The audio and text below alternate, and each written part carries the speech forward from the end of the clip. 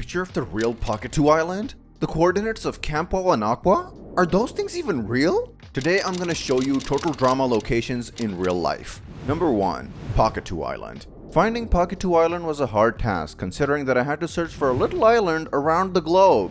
Let's take a look at what we know about Pocket 2 Island. As Chris said, this is a Cree island in Western Canada. If you didn't already know, the Cree are one of the largest indigenous groups in Canada. I looked at the Western Islands and here I stepped upon Haida Gwaii, an archipelago that was named by CNN Canada's most mysterious island. Although Haida Gwaii and Pocket 2 Island had their similarities, it wasn't enough. So, I shifted my attention to other islands around the globe. For hours, I just searched and searched, losing my hope. And then, I found it. A little island near Palawan called Pinagbuyutan Island. The first time I saw the island, I was like, yeah, this one might work. Until I saw this picture right here. I think this is the closest real-life location we'll get to Pocket 2 Island.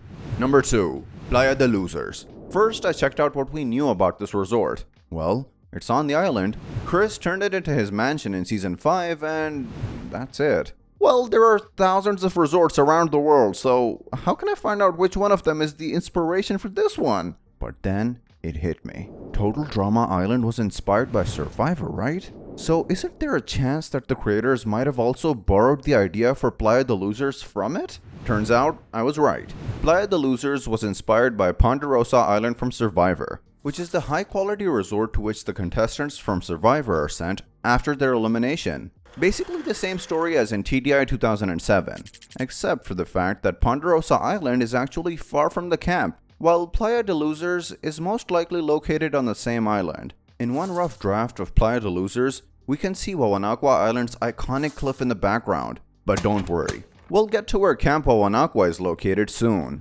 Number 3. Boney Island. Boney Island is well known for its big skull-shaped cliff. When I started my research for skull-shaped islands, I quickly stumbled upon this article that talked about an Australian island that has had fewer visitors than the moon. Similar to Boney Island, because Skull Island was isolated from the mainland for thousands of years, there are species that seem to exist only there. Usually, skull-shaped things were symbols used by pirates. Well, there might be a pirate connection to this island, as according to Wikipedia, old cannonballs were left by passing ships practicing their aim. While the connection may be strong, they are not really that similar because Skull Island is more of a random rock in the middle of the sea. Another interesting island I found is Koh-Phi, also known as Ghost Island. It's a small island from Thailand which I think resembles Boney Island a lot. Number 4. The abandoned film lot from Total Drama Action. Now, compared to the other location, I thought finding the real-life film lot would be easy. I mean, how many abandoned film lots are there in the world? I started my research with a crucial piece of information, the location of the studio. In the show, the film lot and the Aftermath studio are located in Toronto. So, I began by searching abandoned film lots in Toronto.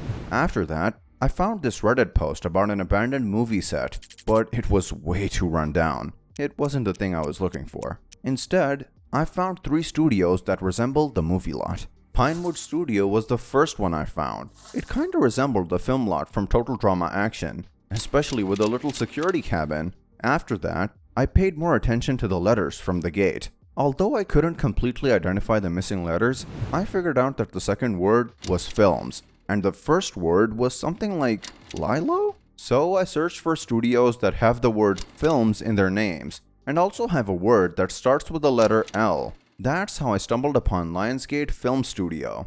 Apparently, the gate design from their park in Dubai resembles the one from the gates of our film lot. Yet it seems like all along I missed the most important clue. I'm talking about the water tower, which is basically the symbol of Warner Bros. Studios. Also, we know that the first episode featured a Godzilla-type monster. Well, around the release date of Total Drama Action, Legendary Entertainment, a production company, acquired the rights to produce Godzilla films and began working on a reboot of the Godzilla franchise with Warner Bros. Studios. You may say that this was just a coincidence and that it would have been too late for the creators to add that to the show, but come on. Between creators, they probably found out about the acquisition plans a little earlier than the official announcement. But between the 3 main studios, I will bet that Warner Bros. Was the main inspiration. Number 5. The Jumbo Jet. Looking through all the possible plane models would have taken an eternity. To narrow down the options, I began analyzing it step by step. Its wing model, its size.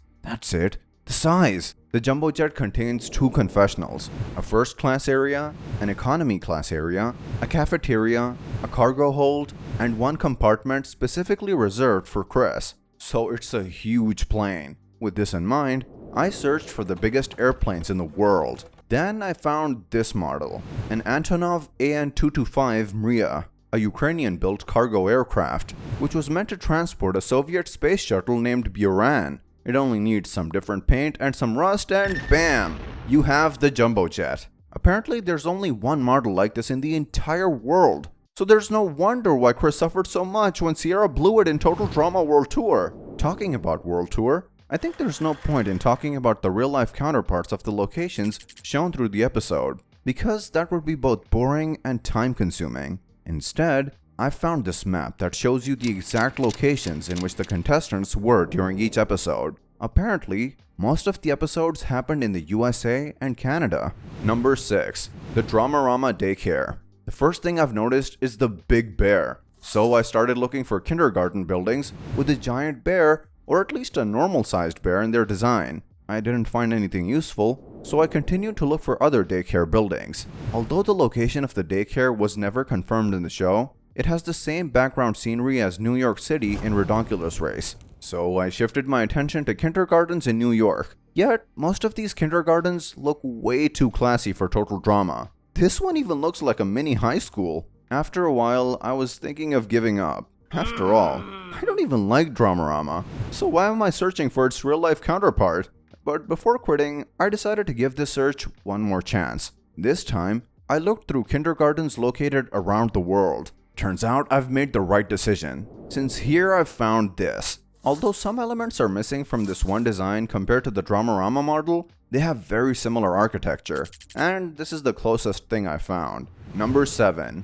Camp Wawanakwa. No, this is not fake. If you go on Google Maps and search Wawanakwa Island, you'll actually find it. Although in the show the location of the island isn't exact, being somewhere in Muskoka, Ontario, here we can see that it's somewhere in the James Bay, near 2 islands called North Twin Island and South Twin Island. And look, some people even left their reviews of the place. I'm glad Google didn't try to delete this location and appreciated the joke. But you know what's even more interesting? There's actually another island called Wawanesa Island. Yet there was no picture of this island on Google Maps. I didn't find much on the internet either. So, I had to play my last card. I asked ChatGPT about it. Apparently, Wawanesa Island is a small, privately owned island. A mysterious, small, and private island. Doesn't this sound familiar? Exactly. This island has the same story as our island. I bet it's the one that inspired the creators for the name of Camp Wawanakwa. As expected, the street view didn't work. So I had to analyze things from a distance. There only seemed to be some houses, maybe a dock, and a big forest. So that kinda confirms there are people on the island. But what's really happening on that island? Who knows?